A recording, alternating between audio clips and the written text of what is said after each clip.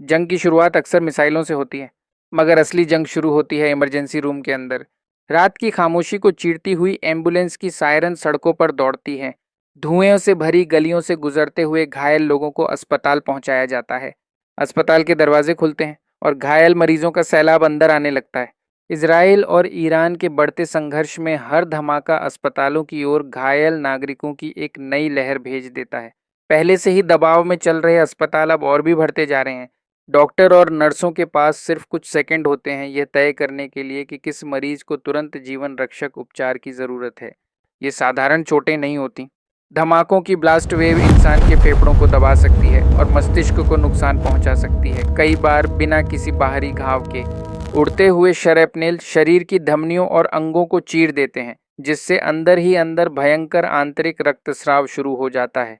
जंग के मैदानों में अक्सर दिखाई देते हैं जलन की चोटें, सिर की गंभीर चोटें और शॉक की स्थिति।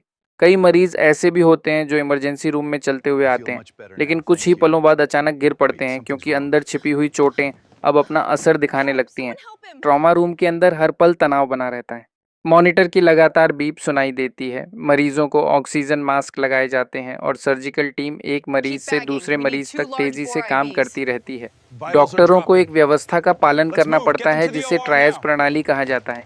इसमें सबसे गंभीर हालत वाले मरीजों का इलाज सबसे पहले किया जाता है। लेकिन इन पलों में मेडिकल टीम को अपने जीवन के सबसे कठिन फैसले लेने पड़ते हैं। किसे तुरंत बचाया जा सकता है और किसे इंतजार करना पड़ेगा।